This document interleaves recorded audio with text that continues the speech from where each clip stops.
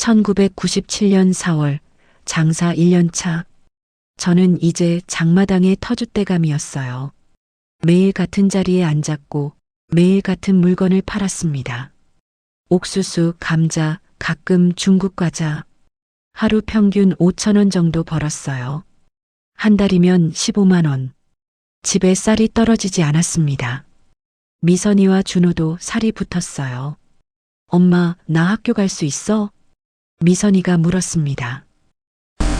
학교? 북한은 의무교육이지만 실제로는 돈이 필요했어요. 선생님한테 뭐 좀 드리면 되지 않을까? 그래, 가보자. 미선이 학교에 갔습니다. 담임 선생님을 만났어요. 미선이 엄마시죠? 네, 선생님. 미선이가 2년 동안 안 왔는데 죄송합니다. 집안이 어려워서. 선생님이 한숨을 쉬었습니다. 다들 그래요. 하지만 침묵. 선생님도 먹고 살아야 하잖아요. 뭐가 필요하세요? 중국쌀 5kg이면 되겠어요. 알겠습니다. 이틀 후 쌀을 가져갔어요. 미선이 잘 부탁드립니다. 네. 열심히 가르치겠습니다. 교육도 뇌물이었습니다. 장마당에는 여러 사람이 있었어요. 크게 세 부류였습니다. 첫째, 저처럼 소규모로 파는 사람들. 둘째, 중국 물건 떼다 주는 중간상인들. 셋째, 큰 돈을 가진 돈주들. 어느 날 한 아줌마가 다가왔습니다. 순희 씨 맞죠? 네, 나 박금숙이에요. 여기서 10년째 장사해요. 아, 네. 반갑습니다. 요즘 잘 나가던데요? 그냥 열심히 하는 거죠. 박 언니가 웃었어요. 열심히만 해선 안 돼요. 똑똑해야죠. 박 언니가 커피를 사줬습니다. 중국 커피였어요. 순희 씨, 옥수수만 팔 거예요? 다른 건 자본이 없어서요. 자본? 지금 얼마나 있어요?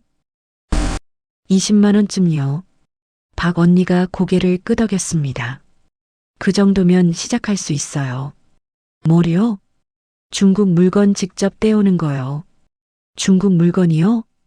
지금 순희 씨는 여기서 떼다 팔잖아요. 근데 그럼 중간 마진을 못 먹어요. 그렇죠. 중국 가서 직접 사오면 이익이 2배예요. 눈이 번쩍 뜨였습니다. 어떻게 가요? 압록강 건너면 돼요. 압록강요? 불법이죠. 근데 다들 해요. 그거 위험하지 않나요? 박 언니가 쓴웃음을 지었습니다. 위험하죠. 걸리면 노동단련대 6개월. 운 나쁘면 정치범수용소. 그럼. 하지만 안 걸리면 돈이에요. 순희 씨, 여기서 평생 옥수수만 팔 거예요? 말문이 막혔습니다. 생각해 볼게요. 며칠 후, 이상한 일이 생겼습니다. 제 옆자리에 새 상인이 왔어요. 옥수수 팔아요. 싸게 드려요. 목소리가 컸습니다. 200g에 350원. 제 가격보다 100원 쌌어요. 손님들이 그 여자에게로 갔습니다. 이쪽이 싸네.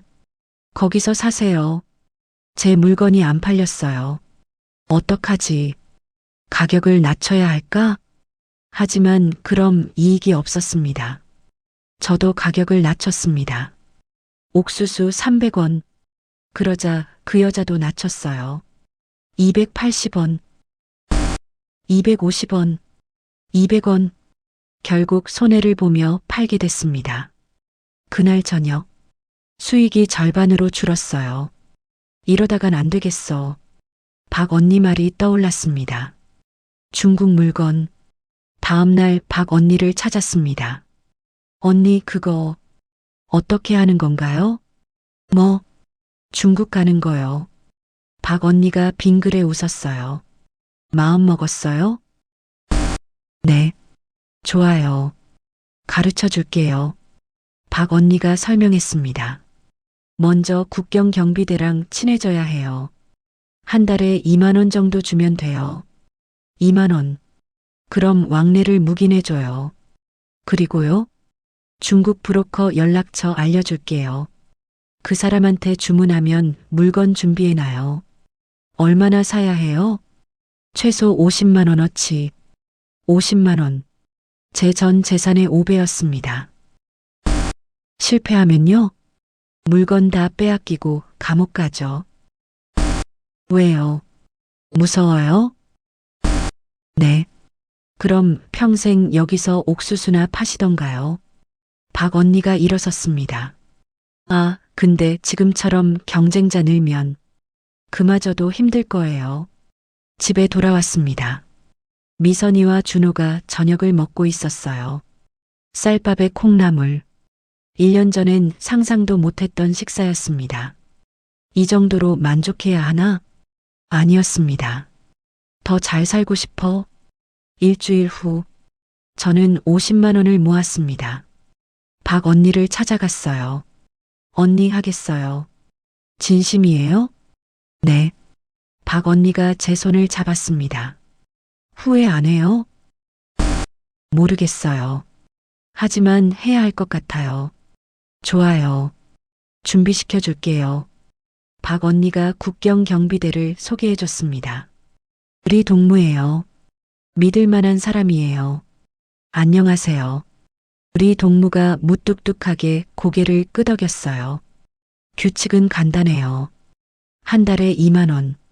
건널 땐 미리 연락. 물건은 가방 하나만. 네. 걸려도 나 몰라요. 알겠습니다. 2만 원을 건넸습니다. 우리 동무가 받았어요. 다음 주 금요일 밤 2시. 여기서 기다려요. 장소를 알려줬습니다. 압록강 근처였어요. 준비물은 따뜻한 옷, 검은색으로, 그리고 용기. 일주일이 금방 지나갔습니다. 떨렸어요. 진짜 가는 거야. 무서웠습니다. 하지만 이미 돈을 냈어요. 그리고 욕심이 났습니다. 미선이에게 말했습니다. 엄마 내일 어디 좀 다녀올게. 어디? 일 때문에. 조심해요. 응. 이틀이면 와. 미선이가 불안한 표정이었어요. 엄마, 위험한 거 아니죠? 아니야. 괜찮아. 사실 마음은 괜찮지가 않았습니다. 박 언니가 다른 사람들을 소개해 줬습니다. 같이 가는 사람들이에요. 3명의 여자. 모두 제 또래였어요. 처음이에요? 한 아줌마가 물었습니다. 네. 긴장하지 마세요. 다들 처음엔 그래요. 많이. 위험한가요? 운이 좋으면 괜찮아요. 자식 새끼 굶겨 죽는 꼴을 보느니 위험한 게 나아요. 운. 그랬습니다. 모든 게 운이었습니다. 그날 밤 잠이 오지 않았습니다. 창밖을 봤어요. 별이 빛나고 있었습니다. 내일이면 중국에 가는 거야. 심장이 두근거렸어요. 두려움과 기대가 섞였습니다. 잘 되겠지. 하지만 알 수 없었어요. 알람이 울렸습니다. 일어나서 옷을 입었어요. 검은색 패딩. 가방에 50만 원을 넣었습니다. 미선이와 준호는 자고 있었어요. 잘 다녀올게. 조용히 집을 나섰습니다. 압록강 근처 어둠 속에 사람들이 보였어요. 박 언니와 3명의 여자들. 그리고 리 동무. 다 왔네요. 출발합니다. 리 동무가 앞장섰어요. 조용히 따라와요. 저는 깊게 숨을 들이마셨습니다. 가자. 1998년 2월 새벽 2시. 압록강이었습니다. 칠흑같이 어두웠어요. 달도 없었습니다. 조용히. 소리 내지 마요. 우리 동무가 속삭였습니다. 5명이 줄지어 걸었어요. 저, 박 언니, 그리고 3명의 여자들. 압록강은 얼어 있었습니다. 발을 내디뎠어요. 얼음이 삐걱거렸습니다. 깨지는 거 아니에요? 조용히. 그리고 천천히 살살 걸어요. 우리 동무가 경고했어요. 한 발 한 발. 얼음 위를 걸었습니다. 밑에는 강물이 흐르고 있었어요. 떨어지면 죽는 거였습니다. 제발, 깨지지 마. 다리가 후들거렸어요. 30분을 걸었습니다. 강 한가운데쯤 왔어요. 그때였습니다. 멈춰. 우리 동무가 손을 들었어요. 모두 얼어붙었습니다. 저쪽에서 불빛이 보였어요. 순찰되었습니다. 엎드려요.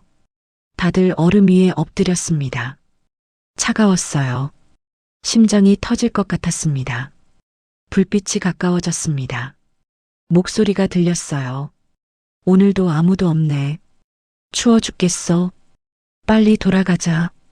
발소리 점점 멀어졌습니다. 휴. 박 언니가 한숨을 쉬었어요. 일어나요. 빨리. 다시 걸었습니다. 20분 더. 드디어 저쪽 강변이 보였어요. 저기가 중국이에요. 우리 동무가 가리켰습니다. 강변에 올라섰습니다. 숨이 가빠졌어요. 해냈어. 중국이었습니다. 처음 밟아보는 외국 땅. 축하해요.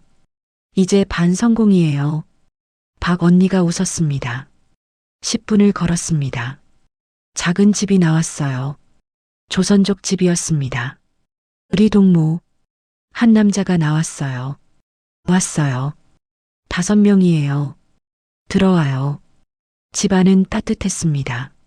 난로가 타고 있었어요. 앉으세요. 차 드릴게요. 남자가 친절했습니다. 주문한 물건 준비했어요. 감사합니다. 남자가 가방을 꺼냈습니다. 설탕 10kg, 약 50갑, 중국 옷 20벌, 라면 100개. 계산했어요. 총 50만 원어치예요. 네. 돈을 건넸습니다. 물건을 큰 가방에 넣었어요. 무거웠습니다. 들 수 있겠어요? 네. 사실 불안했어요. 하지만 해야 했습니다. 새벽 4시까지 돌아가야 해요. 날 밝으면 걸려요. 우리 동무가 말했습니다. 다시 압록강으로 갔습니다. 이번엔 짐이 있었어요. 20kg. 등에 짊어졌습니다. 출발합니다. 얼음 위를 걸었습니다. 무거웠어요. 땀이 났습니다. 힘들어. 하지만 멈출 수 없었어요. 절반쯤 왔을 때 또 불빛이 보였습니다. 이번엔 더 가까웠어요. 안 돼. 엎드릴 시간이 없어. 우리 동무가 다급했습니다. 뛰어요. 뛰기 시작했습니다. 얼음 위에서 짐을 지고 거기 누구야? 소리가 들렸어요. 순찰대가 발견했습니다. 탕. 총소리가 울렸습니다. 으악. 누군가 비명을 질렀어요. 뒤를 봤습니다. 한 여자가 쓰러졌어요. 도와줘야 해요. 제가 소리쳤습니다. 안 돼. 계속 가요. 우리 동무가 제 팔을 잡아 끌었어요. 가만히 있으면 다 죽어요. 뒤돌아볼 수 없었습니다. 계속 뛰었습니다. 다리가 후들거렸어요. 폐가 터질 것 같았습니다.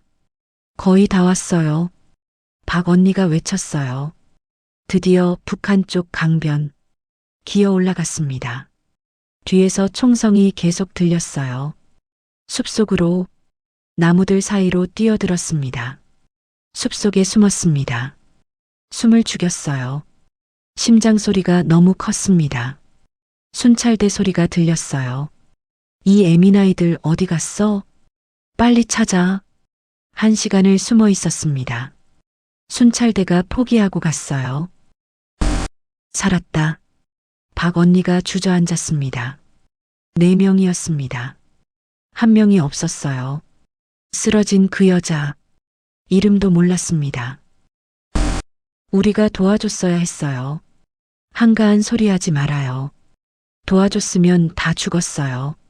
우리 동무가 차갑게 말했습니다. 이게 현실이에요. 새벽 5시. 집에 도착했습니다. 미선이가 깨어 있었어요. 엄마, 뛰어와 안겼습니다. 괜찮아. 엄마 괜찮아. 떨리는 목소리로 말했어요. 가방을 풀었습니다. 설탕, 약, 옷, 라면. 50만 원어치. 이걸로 얼마나 벌 수 있지? 계산했어요. 장마당 가격. 설탕 킬로당 8만 원, 80만 원. 약 한 갑 3천 원, 15만 원. 옷 한 벌 5천 원, 10만 원. 라면 한 개 1천 원, 10만 원. 총 115만 원.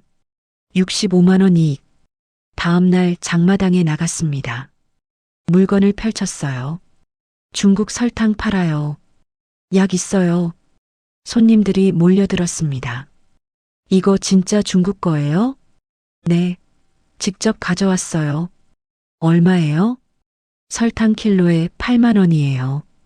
비싸네. 북한 건 10만 원이에요. 이게 싼 거예요.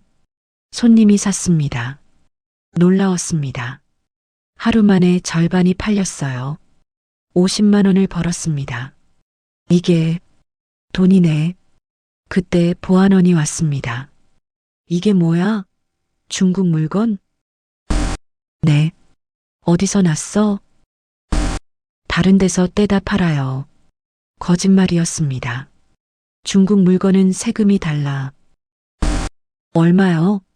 한 달에 5만 원. 5만 원이요? 10배였습니다. 싫으면 하지 마. 알겠습니다. 일주일 만에 다 팔렸습니다. 총 110만 원. 50만 원 투자해서 60만 원 남은 거예요. 보안원 5만 원 빼면 55만 원 순이익. 대박이다. 이전에는 한 달 걸려 15만 원 벌었는데 이젠 일주일에 55만 원. 머리가 어지러웠습니다. 다시 가야겠어. 언니, 다시 갈 거예요? 박 언니가 고개를 저었어요. 나는 그만둘래요. 왜요? 무서워.